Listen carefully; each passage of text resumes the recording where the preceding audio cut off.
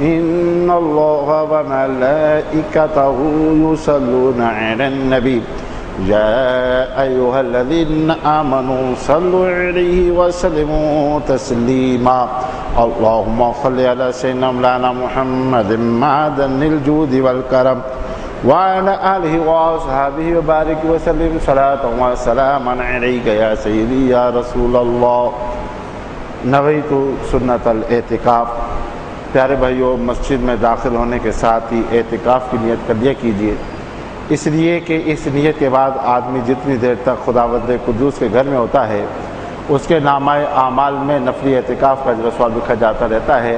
لہذا ثواب سے محروم نہ رہیے۔ مسجد میں داخل ہونے کے ساتھ ہی اعتکاف کی نیت کر لیا کیجیے۔ دوستو، آپ کے علم میں ہے کہ پہلا اور تیسرا اتوار درس قرآن کا ہوتا ہے، اور مفسر قرآن محترم علامہ محمد رضوان نقشبندی تشریف لائے کرتے ہیں۔ آج وہ نہ آ سکے، کچھ مجبوریاں بتائی انہوں نے، بہرحال یار زندہ صحبت باقی۔ اور ویسے بھی رمضان میں چونکہ درس قرآن موقوف ہو جاتا ہے اور حضرت صاحب اپنے جہاں ان کے پروگرام ہوتے ہیں وہ پروگرام کرتے ہیں جو ظہر میں ہوتے ہیں، اس لیے رمضان میں ویسے حضرت صاحب سے ہمارے پچھلے رمضان میں بھی آپ کو یاد ہوگا کہ ہماری ملاقات نہ رہی تھی۔ ہم کوشش کریں گے کہ آخری رمضان سے قبل جو آخری ہمارا درس ہے اس درس میں حضرت صاحب کی زیارت ہمارے کو ہو جائے اور آپ جو ہے درس قرآن دیں۔ نہ ہوا، ان کی مجبوری ہوئی یا کوئی اور بات ہوئی تو انشاءاللہ الرحمن یہ فقیر کوئی بات چھپاتا نہیں ہے، جو بات ہے وہ آپ کے سامنے عرض کرتا رہے گا، اس لیے کہ چھپانا یا کسی بات کے اوپر لیپت پوتی کرنا یہ فقیر کا شیوا نہیں ہے، جو بات ہوتی ہے وہ سچی بات کرتا چلا جاتا ہے۔ میں جو آیت مبارکہ سورہ ابراہیم کی 22ویں آیت مبارکہ، ذرا ایک یہ طویل آیت مبارکہ ہے، اس کے قرأت کی سعادت حاصل کی ہے۔ خداوند کریم کی بارگاہ میں دعا گو ہوں کہ اللہ کریم مجھے حق صحیح طریقے سے بیان کرنے، ہم سب کو سن کر عمل اور عام کرنے کی سعادت عطا فرمائے۔ سب سے پہلے تو اس آیت مبارکہ کو اس بات کو ذہن میں رکھیں، یہ آیت مبارکہ کس بات کو ڈیل کر رہی ہے، کس بات سے متعلق ہے، اس میں کس چیز کا تذکرہ ہے۔ تو اس سے پہلے کہ اس کا ترجمہ مجدد دین و ملت شاہ احمد رضا خان فاضل بریلوی رحمۃ اللہ تعالیٰ علیہ کے کنز الایمان سے کیا جائے، اس پر گفتگو کی جائے، سب سے پہلے آپ کو بتاتا چلوں یہ اس وقت کا مکالمہ ہے جو شیطان کے پیروکار شیطان سے کریں گے جب کہ روز قیامت فیصلہ ہو چکا ہوگا۔ جب روز قیامت فیصلہ ہو چکا ہوگا اور شیطان کے چیلے یہ دیکھ چکے ہوں گے کہ شفیع المذنبین کی شفاعت کی بنا پر مسلمانوں نے فائدہ اٹھایا اور انہیں جنت کے پروانے مل گئے، تو اب شیطان کے چیلے اس بات کو دیکھتے ہوئے کہ یہاں پر شفاعت ہوئی ہے، یہاں اللہ کے نبی صلی اللہ علیہ وسلم کی شفاعت چلی ہے، لہذا چونکہ ہم کیوں نہ شیطان کے پاس جائیں جس کی پیروی کرتے ہوئے ہم اس حال کو پہنچے ہیں، لہذا وہ اس نیت کے ساتھ وہ شیطان کے پاس پہنچیں گے اور شیطان کے ساتھ جو ان کا مکالمہ ہے اور شیطان کا جواب ہے یہ اس آیت میں تذکرہ کیا گیا ہے۔ تو اس پس منظر کو جب ذہن میں رکھیں گے تو انشاءاللہ الرحمن اس کا ترجمہ جو بیان کیا جائے گا، جو ترجمے پر بات ہوگی وہ آپ کو لطف دے گا، کیف دے گا کہ سرکار کی شفاعت کی بنا پر ہم جیسے گناہ گاروں کو اللہ پاک نے کرم کیا اور ہماری شفاعت ہو گئی، اللہ کے محبوب نے شفاعت کی، اللہ تعالیٰ نے جو ہے ہماری مغفرت کر دی۔ اب جب محبوب کی شفاعت کی بنا پر اور جو بھی اللہ تعالیٰ شفیع مقرر کرے گا ان کی شفاعت کی جب معاملات دیکھیں گے، شیطان کے چیلے شیطان کے پاس جا کر جو کہیں گے کہ تم ہماری شفاعت کرو، یہ تذکرہ اس آیت مبارکہ میں ہے۔ تو آئیے ہم مجدد دین و ملت شاہ احمد رضا خان فاضل بریلوی رحمۃ اللہ تعالیٰ علیہ کے جو ترجمہ ہے اس کو میں آپ کے سامنے رکھتا ہوں اور آپ کو سماعت فرمائیے۔ اور شیطان کہے گا جب فیصلہ ہو چکے گا، جب لوگ اس کے چیلے اس کے بعد پہنچیں گے، فیصلہ ہو چکا ہوگا تو شیطان کہے گا بے شک اللہ نے تم کو سچا وعدہ دیا تھا۔ اب شیطان یہاں دنیا میں جھوٹ بول سکتا ہے، اللہ کا وعدہ ہے، اللہ کا حکم ہے، اس کے خلاف چل سکتا ہے، لیکن روز قیامت ایسا نہیں ہوگا، وہاں کسی کی مرضی نہیں چلے گی کہ اپنی مرضی سے جو چاہے بول دو، وہاں حق ہی بولنا ہوگا، وہاں حق بات ہی چلے گی۔ یہ نہیں کہ دنیا کے اندر اللہ کے قانون کے ہوتے ہوئے ہم بات کر رہے ہوتے ہیں، یا ہمیں اجازت ہے، ہمیں اللہ نے جو ہے رخصت دی ہوئی ہے، ہم جو چاہے بول لیتے ہیں۔ روز قیامت ایسا معاملہ نہیں ہوگا، وہاں حق ہوگا۔ لہذا شیطان جو ہے ان سے کہے گا کہ دیکھو جو اللہ نے تم سے وعدہ کیا تھا وہ سچا تھا۔ اللہ کا کیا وعدہ تھا؟ کہ شیطان سے کہے گا کیا اللہ کا وعدہ تم نے نہیں سنا تھا کہ روز قیامت ہوگا، روز قیامت ہوگی اور اس میں اعمال کا حساب کتاب ہوگا، اور میں تو تمہیں کہتا تھا کہ حساب کتاب نہیں ہوگا، لہذا میری بات جھوٹی اور اللہ کی بات سچی ہے۔ تم آج جو میرے پاس آئے ہو میرے کہنے پر چلنے، تو میں نے تمہیں بہکایا، میں نے تمہیں جو ہے نا اپنی طرف لگایا اور تم میرے کہنے پر چل پڑے، تو وعدہ اللہ کا سچا تھا، میرا جھوٹا تھا۔ دیکھ لو اللہ کا وعدہ پورا ہوا اور آج قیامت ہو گئی ہے، اور قیامت کی بنا پر آج تمہارا حساب کتاب ہو رہا ہے۔ یہاں تک شیطان کی جو بات ہوئی، مکالمہ ہوا، اس کے بعد مزید جو ہے نا گفتگو جو ہوتی ہے کہ بے شک اللہ نے تم کو سچا وعدہ کیا تھا، اور میں نے جو تم کو وعدہ دیا تھا وہ میں نے تم سے جھوٹا کیا،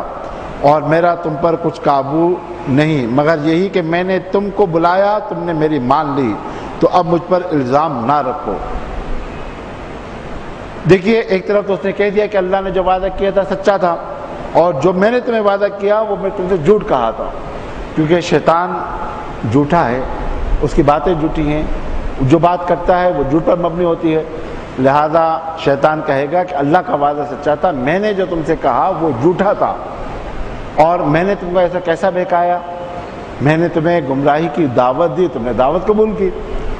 میں نے تمہیں گمراہی کی دعوت دی، تم نے گمراہی کی دعوت قبول کر لیا، اب مجھے کوئی الزام مت دو۔ شیطان کہے گا اب مجھے کوئی الزام نہ دو۔ دیکھیے شیطان ایسا نہیں ہے کہ شیطان کے کہنے کی بنا پر، شیطان کو اتنی طاقت اللہ نے نہیں دی ہے، شیطان کو مہلت ملی ہے کہ وہ انسان کو گمراہی کی طرف لے کر جائے گا۔ اس کو شیطان جو ہے، شیطان کا کام یہ ہے کہ انسان کو سچی راہ سے ہٹا کر اور اندھیرے کی طرف لے جائے، لہذا شیطان یہ کام کرتا ہے۔ شیطان کو اتنی طاقت نہیں ہے، اگرچہ شیطان کو کچھ اختیارات ہیں، وہ انسان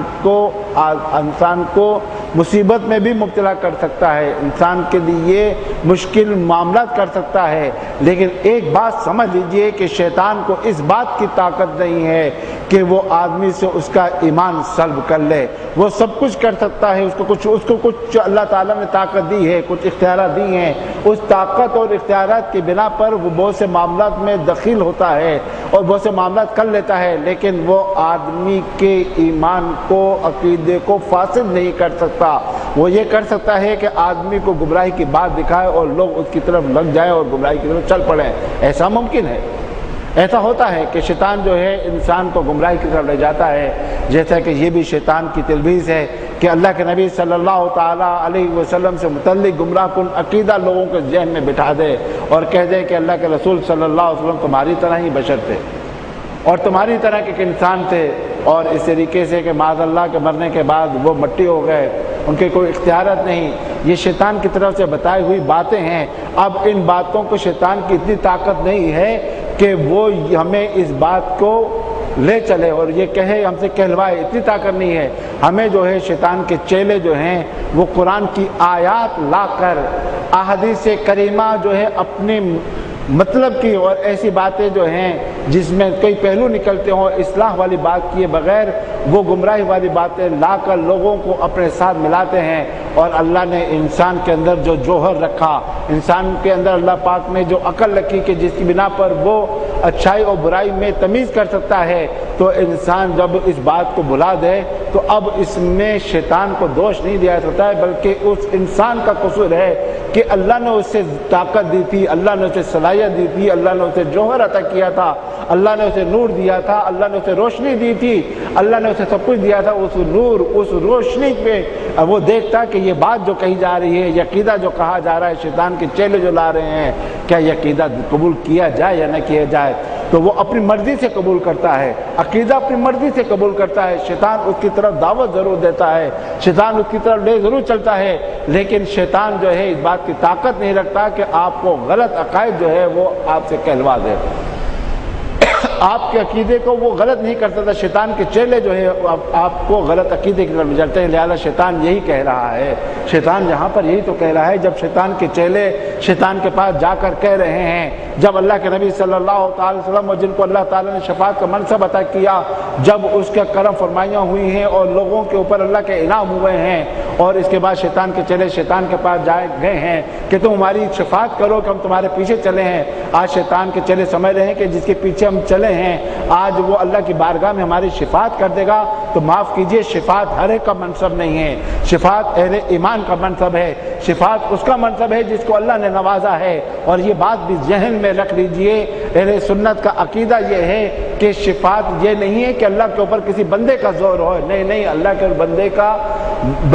اللہ پر زور نہیں ہے کہ اللہ تعالیٰ مجبور ہو گئے کہ نہیں اب اس کی شفاعت مجھے قبول کی جائے گی. یہ اللہ تعالیٰ کی شان کریمی ہے کہ اللہ پاک جسے اعزاز عطا فرما دے, اللہ پاک جسے منصب عطا فرما دے, اللہ پاک جس کو یہ اعزاز عطا فرما دے, اس اعزاز کی سبب جو ہے, اس اعزاز کے سبب جو ہے نا, وہ آدمی جو ہے اللہ کی بارگاہ میں شفاعت کرے گا. اور شفاعت امام الانبیاء کی شفاعت کے تو کیا تذکرے اور کیا بات ہے جی. بات یہ ہے کہ اللہ کی بارگاہ میں تو وہ بھی شفاعت کرے گا کہ جو کمسن بچہ ہے, جو چھوٹا بچہ ہے, جو نابالغ بچہ ہے, وہ بھی اللہ کی جناب میں شفاعت کرے گا. کیا آپ نے نابالغ بچے کی نماز جنازہ پڑھتے وقت اس کے ترجمے پر غور نہیں کیا؟ آپ ذرا غور کیجئے کہ نابالغ بچے کی نماز جنازہ پڑھی جاتی ہے تو کیا کہا جاتا ہے؟ آپ عربی دعا جو پڑھتے ہیں کیا کہا جاتا ہے؟ یہی کہا جاتا ہے نا, اللہ مجعول لنا فرد,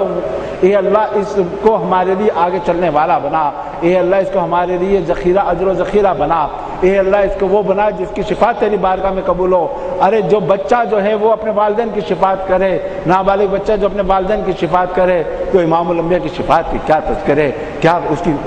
قدر و منزلت کیا کوئی انسان سمجھ سکے گا. بہرحال اس معاملے کو دیکھ کر شیطان کے چیلے کہ آج اتنی شفاعتیں ہو رہی ہیں, چلو تو ہم بھی جو ہے شیطان کے پاس جا کر اپنی بات کریں. شیطان سے ان کا مکالمہ ہو رہا ہے, اور شیطان سے جب وہ کہیں گے تو شیطان کیا کہہ رہا ہے. میں ایک مرتبہ پھر آپ کو بتاتا چلوں کہ شیطان کی طاقت اتنی نہیں ہے کہ وہ انسان کو گمراہی کی طرف لے کر چلے. وہ غلط عقیدہ ضرور دکھاتا ہے, وہ قرآن کی غلط تعبیریں ضرور لے کے آتا ہے, وہ حدیث کریمہ کو توڑ موڑ کر ضرور پیش کرے گا, لیکن یہ اللہ تعالیٰ نے جوہر عطا کیا ہے, جو ایمان عطا کیا ہے, جو اللہ تعالیٰ نے علم دیا ہے, جو اللہ نے نور دیا ہے, اس نور کی بنا پر ایک بات سمجھ لو, ایک بات جان لو کہ آدمی شیطان جو ہے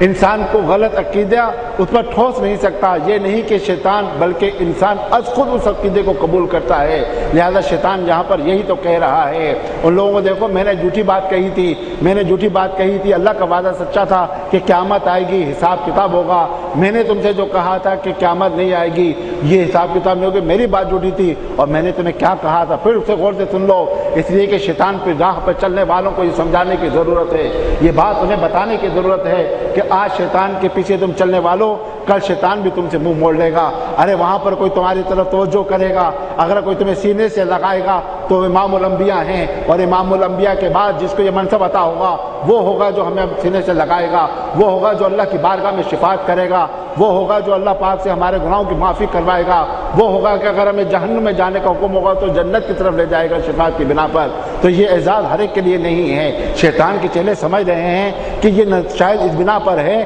کہ جس کے کہنے پر پیچھے چلے ہیں اس کی بنا پر جو ہے یہ معاملہ ہو رہا ہے. لہذا شیطان کے پاس جب پہنچے, شیطان کا جو مکالمہ ہوا ہے, میں ایک مرتبہ پھر اس ٹکڑے کو آپ کے سامنے رکھتا چلوں, آپ کو بتاتا چلوں کہ شیطان وہاں منہ موڑ لے گا, اپنے پیچھے چلنے والوں سے منہ موڑ لے گا, اور کیا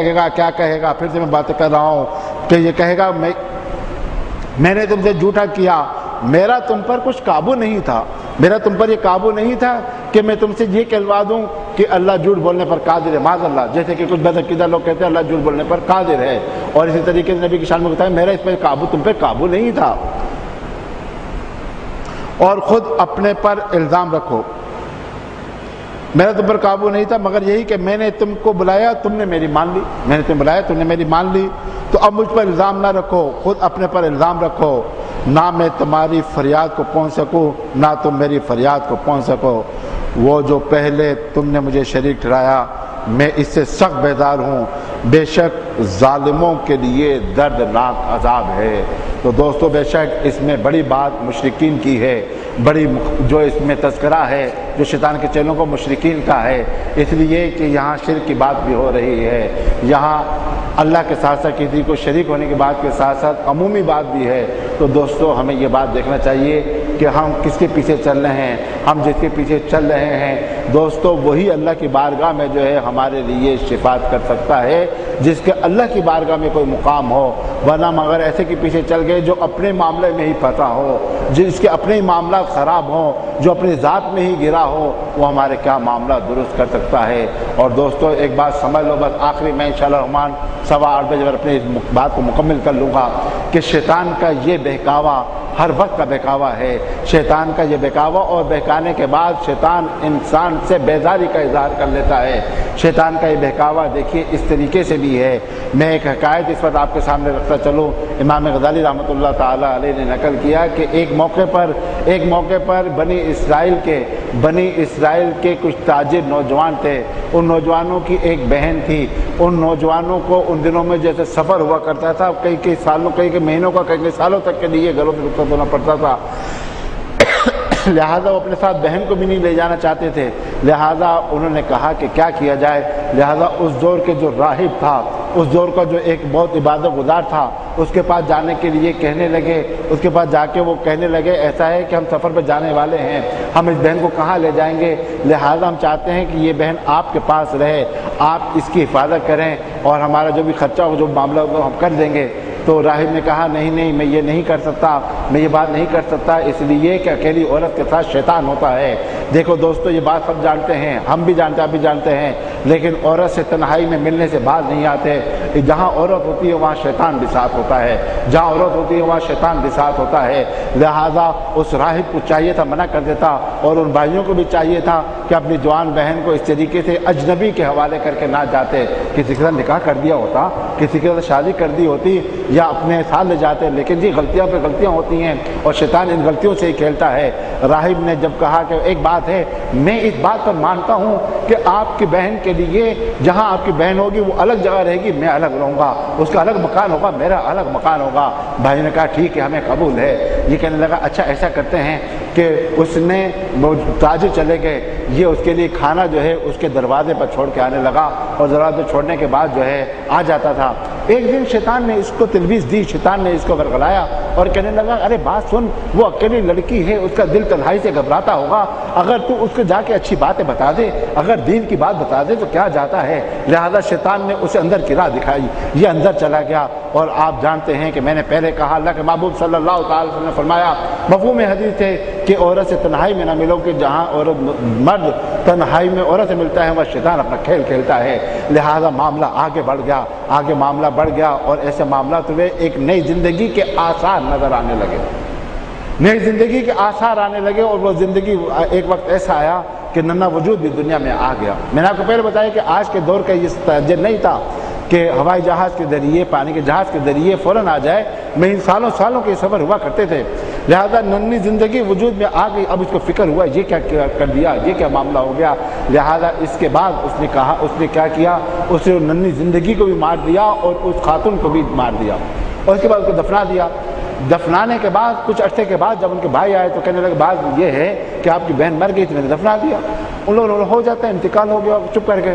اب شیطان کا کھیل شروع ہوتا ہے۔ شیطان، قرآن نے کہہ دیا کہ انسان کا کھلا دشمن ہے، لہذا شیطان نے ان بھائیوں کو یہ دکھایا کہ تمہاری بہن جو ہے اس کے ساتھ ساتھ ایک ننھی زندگی بھی آئی تھی، اور دیکھو فلاں جگہ جو دفنایا ہوا، جب تم کھولو گے قبریں تو تمہیں نظر آ جائے گا۔ جب قبر کھولی معاملہ سامنے آ گیا، اور پھر اب انہوں نے قاضی کے سامنے مقدمہ رکھا، اس نے اپنے جرم کو قبول کیا۔ جرم کو قبول کرنے کے بعد اب کیا ہوا، اب معاملہ یہ ہوا کہ اس کو پھانسی دی جائے، اتنی زندگیاں ختم کی ہیں۔ پھانسی دینے کے بعد پھر بھی شیطان آ گیا اور کہنے لگا کہ میں تمہیں پھانسی سے بچا سکتا ہوں، میں تمہیں پھانسی سے بچا سکتا ہوں، بشرط یہ کہ تم مرتے وقت کہہ دو کہ حضرت عیسیٰ علیہ السلام اللہ کے بیٹے تھے۔ اور وہ راہب جو کہ اپنے معاملات کو دیکھ رہا تھا اتنے خراب ہو گئے، شیطان کے اس آخری وار کا بھی شکار ہو گیا اور اللہ کا بیٹا کہہ دیا۔ ادھر اللہ کا بیٹا کہا، ادھر جو ہے نا پھانسی کی ڈوری کھینچ دی اور دنیا سے چلا گیا۔ تو دیکھیں کس طریقے سے شیطان آدمی کو بہکاتے ہوئے، یہ کوئی نہیں کہہ سکتا کہ اس کے اوپر، اس آدمی کے اوپر شیطان کا قابو تھا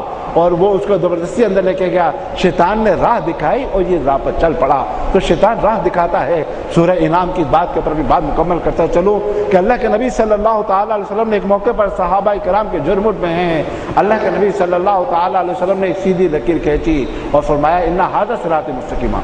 یہ سیدھا راستہ ہے۔ چونکہ پوری قرآن پاک کی آیت مجھے یاد نہیں ہے لیکن اس کا ترجمہ، اس کا مفہوم آپ کے سامنے رکھتا چلو۔ پھر اللہ کے نبی صلی اللہ تعالیٰ علیہ وسلم نے اس سیدھی لائن کے گرد بھی جو ہے نا کچھ چھوٹی چھوٹی لائنیں کھینچ دی اور فرمایا کہ اس تمام جو ایک سیدھی راستہ ایک ہے جو اللہ کی طرف جاتا ہے، اور دیگر چھوٹی چھوٹی راستے یہ تمام شیطان ان پر بیٹھا ہوئے انسان کو اپنی طرف بلاتا ہے۔ تو ایک ہی سیدھا راستہ ہے، وہ سیدھا راستہ وہ ہے جو اللہ کا ہے، اللہ کے رسول کا ہے، صحابہ کرام کا ہے، اولیاء کرام کا ہے، وہی ہے جو یا رسول اللہ کہنے والوں کا ہے، یہی سیدھا راستہ ہے۔ اگرچہ دیگر کوئی اپنے دلائل کے طور پر قرآن کی کتنی ہی جو نا آیتیں لے کر آتے رہیں، لیکن دوستو بس یہ بات سمجھ لو، یہ بات سمجھ لو کہ جس کے دل میں عشق مصطفیٰ نہیں، جس کے دل میں عشق مصطفیٰ نہیں، وہ قرآن کی کتنی تفسیر کرتا رہے، وہ قرآن کی کتنی بڑی بڑی آیتیں آپ کے سامنے لا کر جو ہے اس کی عربی میں ہی تفسیر کرتا رہے، آپ گھبرائیے نہیں، آپ گھبرائیے نہیں، اس لیے کہ شیطان کو اللہ نے جو ہے انسان کو بہکانے کے لیے مہلت بھی دی ہے،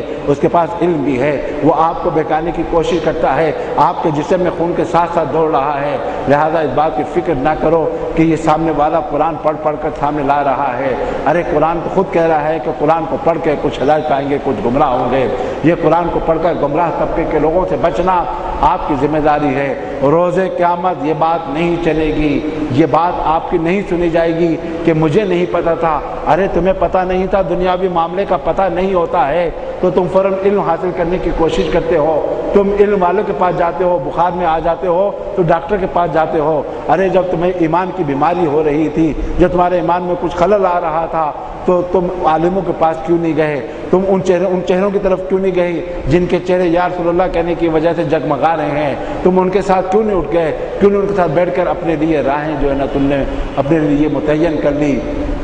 دوستو جو قرآن کے ترجمے میں یہ کہہ دے، بس آخری بات، جو قرآن کے ترجمے میں یہ کہہ دے وَوَجَدَكَ ضَالًّا فَهَدَىٰ کہ ہم نے آپ کو معاذ اللہ گمراہ دیکھا تو راہ دی۔ ارے تم نبی کے لیے گمراہی کا لفظ استعمال کر رہے ہو، ایک گمراہ کن ٹولو، تم نے خود تو اپنی آخرت خراب کی ہے، تم ہمیں بھی اپنے ساتھ لے جانا چاہتے ہو۔ ہم جو ہیں قرآن پاک کو اگر بہت نہیں پڑھا ہے تو ہم نے صحابہ کرام کی محبت عقیدتوں کی روشنی میں سمجھ لیا ہے، ہم نے اولیاء کرام کی سرکار سے محبت کے جو نور ہے اس نور کی روشنی میں دیکھ لیا ہے۔ لِتُؤْمِنُوا بِاللَّهِ وَرَسُولِهِ وَتُعَزِّرُوهُ وَتُوَقِّرُوهُ وَتُسَبِّحُوهُ بُكْرَةً وَأَصِيلًا، کہا گیا کہ وہ جو ایمان لائے اللہ اور اس کے رسول پر، اللہ اور رسول کے اوپر ایمان لانے کے بعد فوراً نہیں کہہ دیا کہ وہ عبادت کرنے والے ہیں، دو لفظ ہیں اس پر غور کر لیجئے، بات مکمل ہے۔ وَتُعَزِّرُوهُ وَتُوَقِّرُوهُ کس کے لیے کہا گیا ہے؟ جو نبی کی تعظیم اور توقیر کرتے ہیں، نبی کے لیے کہا گیا کہ ایمان لاتے ہیں، ایمان لانے کے بعد نبی کی تعظیم اور توقیر کرتے ہیں۔ وَتُسَبِّحُوهُ بُكْرَةً وَأَصِيلًا پھر کہا گیا کہ وہ تسبیح پڑھتے ہیں یعنی عبادت کرتے ہیں۔ تو ایمان اور عبادت کے درمیان میں نبی کی تعظیم اور توقیر یہ فائدہ دے گی۔ اگر آپ کے دل میں نبی کی تعظیم اور توقیر نہیں ہے، نبی کا مقام آپ کے پیش نظر نہیں ہے، اگر آپ اس گناہ کو ٹولے کے ساتھ چل رہے ہیں جو وَوَجَدَكَ ضَالًّا فَهَدَىٰ کہتے ہوئے یہ کہہ دے کہ اے نبی جب ہم نے آپ کو گمراہ دیکھا تو آپ کو راہ دی، ارے نہیں سنو میرے اعلیٰ حضرت کیا کہتے ہیں، میرے اعلیٰ حضرت کہتے ہیں جب ہم نے آپ کو اپنی محبت میں گم پایا تو راہ دی۔ اس لیے کہ آدمی جب محبت میں ہوتا ہے نا تو اسے پتہ نہیں ہوتا کیا ہو رہا ہے، اسے پتہ نہیں چلتا کیا ہو رہا ہے۔ تو دوستو یہ محبت والوں کے ساتھ آ جاؤ، پیار کی باتیں کرنے والوں کے ساتھ آ جاؤ، نبی کی عظمت کے گن گانے والوں کے ساتھ آ جاؤ، صحابہ کرام کی عظمت کے ترانے گانے والوں کے ساتھ آ جاؤ، اولیاء کرام کی جوتیاں سیدھے کرنے والوں کے ساتھ آ جاؤ۔ بس یہی ایک درد ہے، یہی ایک پیغام ہے۔ اللہ سمجھ اور عمل کی سعادت فرمائے۔ کیونکہ آج 11ویں شب بھی ہے، انشاءاللہ رحمان سلام کے دوران فاتح خانہ امام صاحب کر دیں گے اور نیاز کی تقسیم پر اپنی محفل کو مکمل کر رہے ہیں۔ اللہ اور اس کا رسول ہمارا اور آپ کا حامی و ناصر۔ حضرت سلام